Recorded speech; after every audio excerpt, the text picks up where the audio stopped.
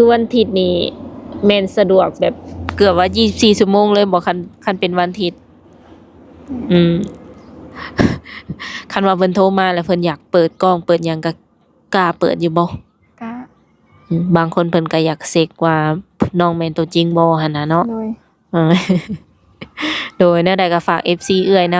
ำสำหรับคนที่ว่าเพิ่นจะเข้ามาคุยกับน้องหั่นแหละเนาะ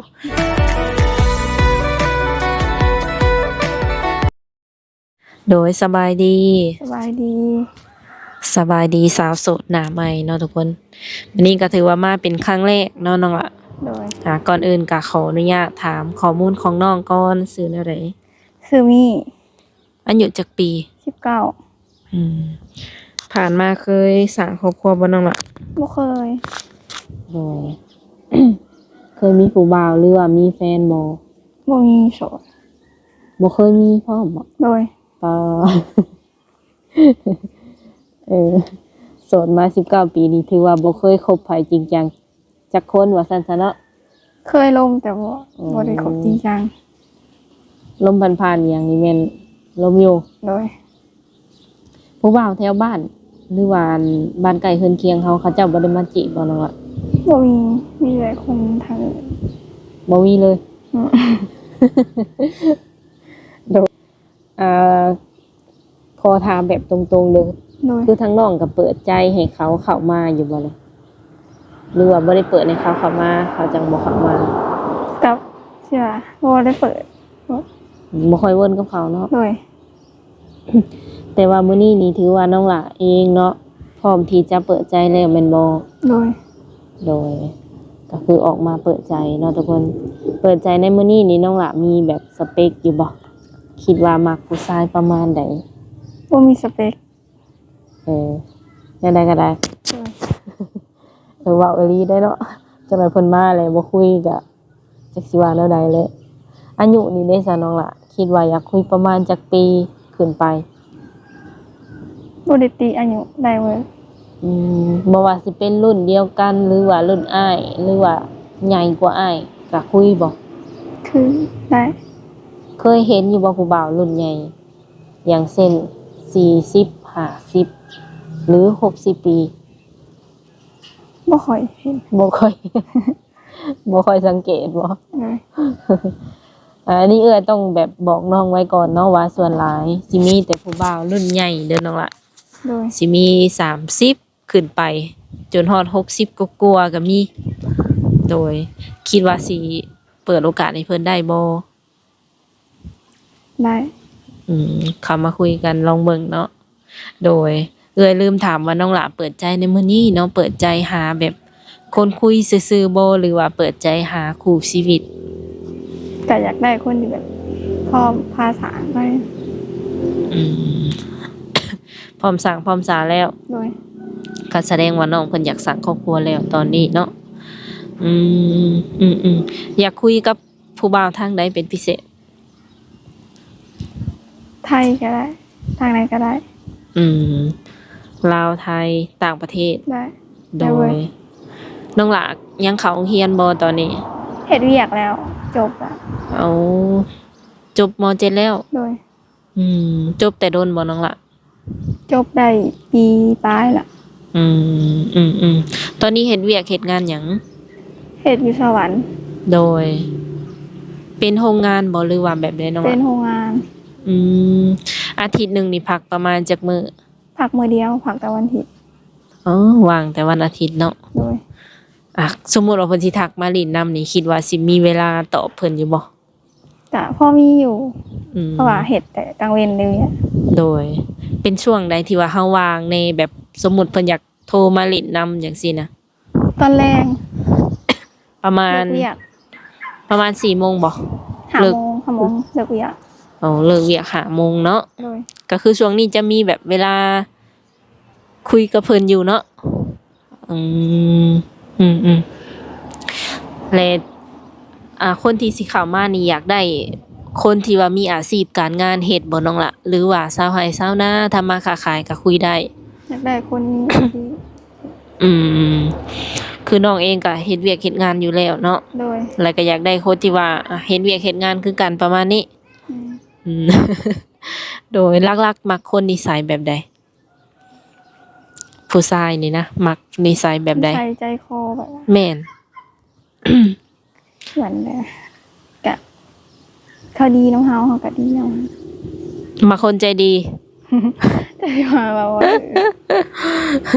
เอาสมมุติเขาเข้ามานี่เขาต้องเฮ็ดแบบได้เฮาจังสิรู้สึกว่ามักเขาจังสิรู้สึกประทับใจในตัวเขาจังซี่เขาต้องเว้าเก่งบ่หยอดเก่งบ่หรือว่าแบบใด กว่าเพราะว่า น้องกับคนเว้าเก่ง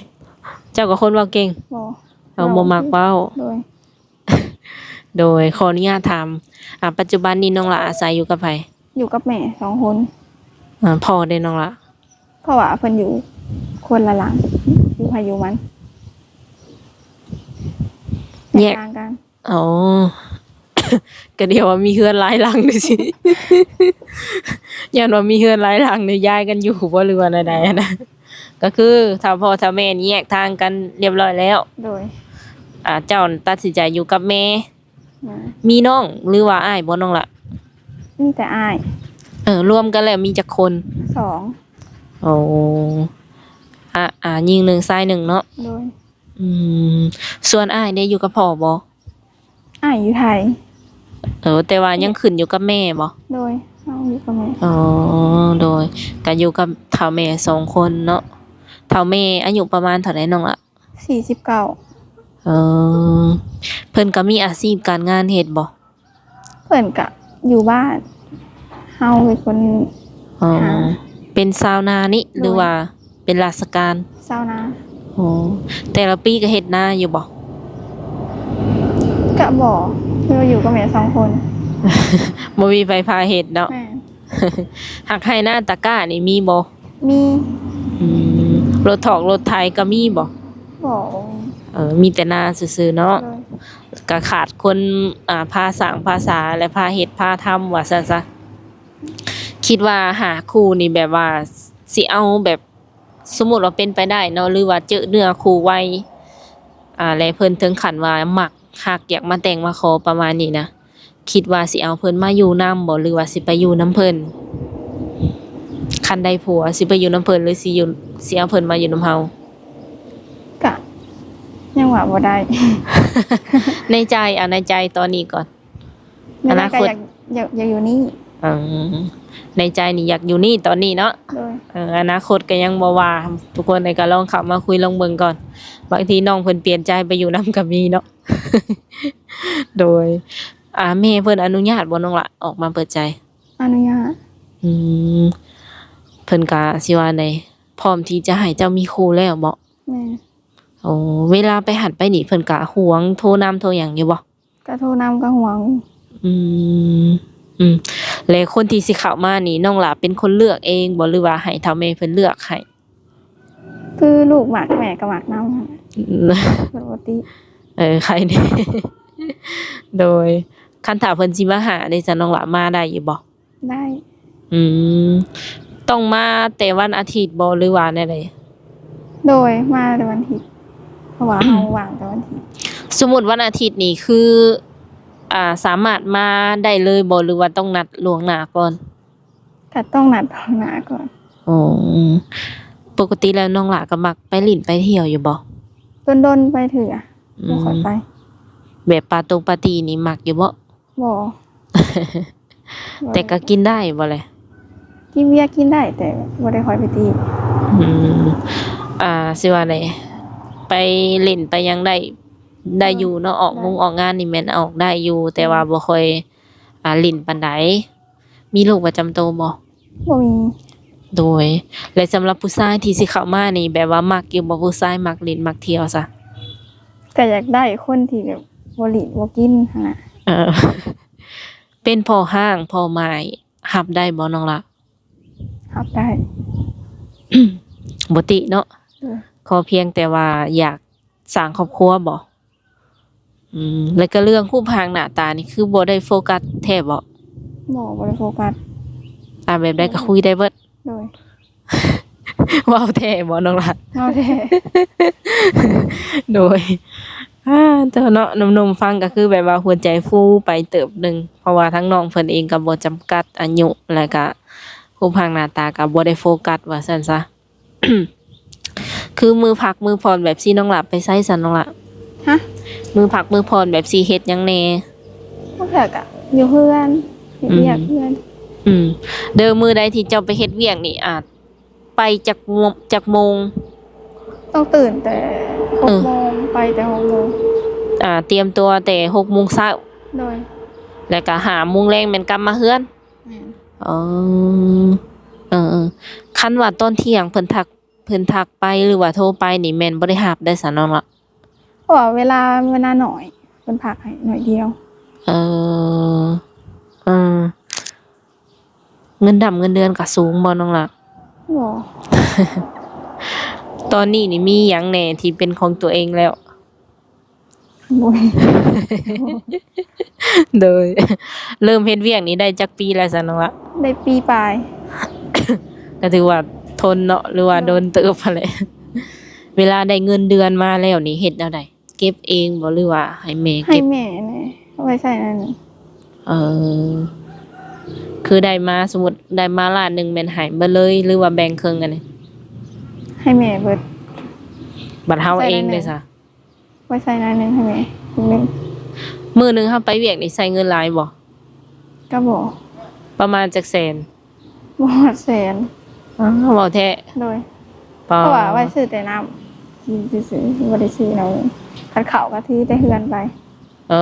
อยันว่าข้าวฟรีอิหยังฟรี บ่ถือเอาเอง เออซื้อแต่น้ำกินเนาะ โดย โอ้แสดงว่าตื่นมาแต่เช้าๆนึ่งข้าวนึ่งน้ำอีกอันนี้ แม่น เออถือว่าประหยัดเนาะทุกคนเพิ่นใช้เงินบ่ฮอดอันมื้อละแสนซ้ำก็สิประมาณ4-50ได้บ่เลยสมมุติบ่ฮอดแสน 50 เกือบ100 บาทเนาะ7-80 บาทมื้อหนึงใช้เงินพา ถือว่าสิว่าได้เป็นผู้เจบผู้งาม เป็นคนที่ว่าผู้เจบผู้งามแล้วก็ประหยัดเนาะใช้เงินแบบว่าสิว่าได้อยู่ในหลักการว่าซั่นซะ เป็นแนวใดแบบว่าสมมุติใช้หลายแล้วบ่มีเงินเก็บบ่ สิว่าให้แม่ก็บ่ได้เก็บให้แม่เบิด อื ใช่ มให้แม่นี่ให้แม่ใช้เลย โดย โอ้ยันว่าให้แม่แบบเก็บไว้เฮาจังซี่ แล้วเดือนหลวงพ่อเก็บให้พ่อแม่ แล้วแต่เพิ่นบ่ โดย อันมีโอทีนำบ่น้องล่ะ บางมื้อก็มีบางมื้อก็บ่ได้มี คันเดือนใดเฮามีโอทีนี่ได้หลายบ่เงินเดือนซะ ก็บ่ได้หลาย ฮอดบ่หลักหมื่น บ่ฮอด อันเงินเดือนหาไหน โดย เออ 10,000 บาทยังบ่ทันได้เนาะเคยไปฝั่งไทยบ่น้องล่ะ ยังบ่เคย อืม คิดอยากไปเฮ็ดเวียกเฮ็ดงานอยู่ฝั่งไทยอยู่บ่ ก็คิดอยากไปอยู่ ตอนนี้มีบัตรละบ่ ยังบ่ทันเฮ็ด อืม สมมุติว่ายังแบบหาเนื้อคู่บ่เจอแต่ว่ามีแบบสิว่าอะไรมีนายจ้างเนาะเพิ่นอยากให้ไปเฮ็ดเวียกเฮ็ดงานและติดต่อมาคิดว่าสิไปบ่ ก็น่าจะไป คันว่าเลือกได้นี่อยากเฮ็ดงานหยังน้องล่ะ อยู่ในร้านอาหารก็ได้ เป็นแบบว่าเด็กเสิร์ฟบ่ขายของเนาะแบบงานบ้านสนใจบ่ ก็ได้อยู่สนใจ โอ้สรุปแล้วก็คืองานเพิ่นสามารถแบบเฮ็ดได้หลายอย่างเนาะคนใดที่ว่าแบบสิว่าไดต้องการพนักงานก็สามารถแบบคุยกับน้องเพิ่นส่วนตัวได้เนาะว่าสิไปหรือบ่ก็แล้วแต่คุยกันเองเนาะ แต่สมมุติว่าเจอเนื้อคู่เลยแล้วเพิ่นเห็นปุ๊บเพิ่นมักปั๊บบัดนี้หั้นนะคิดว่าจะใช้เวลาโดนบ่จังสิตัดสินใจได้ ก็ดูใจกันไปก่อน ประมาณจักเดือนคิดว่า ตอบมาบ่ได้ ก็บ่ติเนาะเพิ่นบ่เคยสร้างครอบครัวว่าซั่นซะก็คือยังบ่ทันมีประสบการณ์เทื่อเนาะ ก็ค่อยเบิ่งไปแม่นบ่หลักๆแล้วน้องหลาเป็นคนนิสัยใจคอแบบใดเจ้าเอง ใจร้อนใจเย็น เป็นคนใจฮอดใจบางเทื่อก็บอกปานนั้น เออ แบบเฮาเว้าน้อยอยู่แต่ว่าใจนี่มันร้อนเนาะ อืมน้องละสูงเท่าไหร่อันนี้ แม่น60 โดยน้ำหนักประมาณเท่าไหร่ 48โดยสมดุลกันเนาะอันคนที่สิเข้ามานี่เตี้ยกว่าหรือว่าสูงกว่านี่บ่ได้ติ อยากได้คนสูงกว่า เอาเอา60กว่าๆขึ้นไปเนาะทุกคน โดย อืมขออนุญาตถามแบบเป็นหยังคือมักคนที่ว่าอายุหลายกว่าเฮาน้องล่ะ คืออยากได้คนที่แบบว่า ดูแลเฮาได้หั่นนะ อืมมักอยู่บ่คน เป็ผู้ใหญ่กว่า เออดูแลเฮาได้แล้วก็เป็นผู้ใหญ่กว่าเฮา โดย คันเพิ่นโทรมาดุก็แบบมักอยู่บ่ ถ้าเพิ่นโทรมาก็ลมรับ ครับอยู่เนาะ โดย คือเพิ่นเป็นคนใจร้อนอีหยังประมาณนี้แม่นรับได้ โทรมาดุโทรมาเรื่อยก็คือโอเครับได้ คันโทรยังเวลาว่างก็รับได้ เออ คือเวลาว่างก็น่า โด จะ ย บ่ได้รับ โดย ผู้ชายมีหนวดมีเคราก็มักอยู่บ่ ก็มักอยู่ อืมอันนี้คือแบบสไตล์หรือว่าสเปคของเพิ่นเนาะทุกคนคร่าวๆก็ฟังประมาณนี้ก่อนอันคันว่าเพิ่นแบบอยากนัดเจอตัวจริงน้องเนาะอยู่ฝั่งไทยหรือว่าฝั่งมุกดาหารจังซี่นะน้องละสะดวกไปบ่ คันน้องว่างน้องก็ไป อืมก็ไปได้เนาะความหมายนี่อ๋อแต่ต้องหานัดมื้อที่ว่าน้องเพิ่นว่างว่าซั่นซะเนาะเป็นวันอาทิตย์จังซี่แหละเพิ่นว่างแล้วก็คือไปได้ไปเห็นหน้าเห็นตากันได้เนาะ โดย บ่ได้เมารถบ่ บ่ได้เมา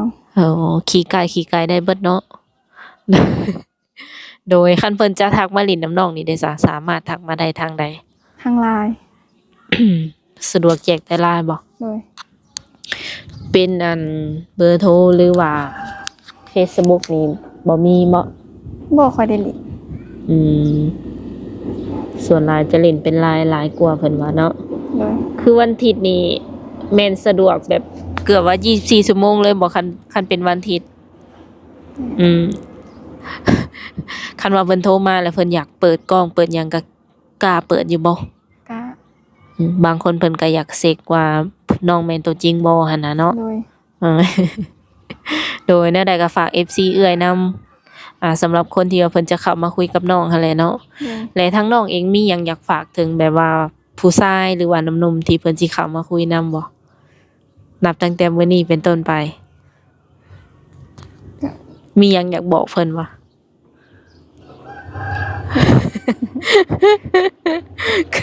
เป็นอะไรความรู้สึกตอนนี้ เขิน น้องหลาเคยเปิดใจเลยบ่ บ่เคยครั้งแรก จังพอ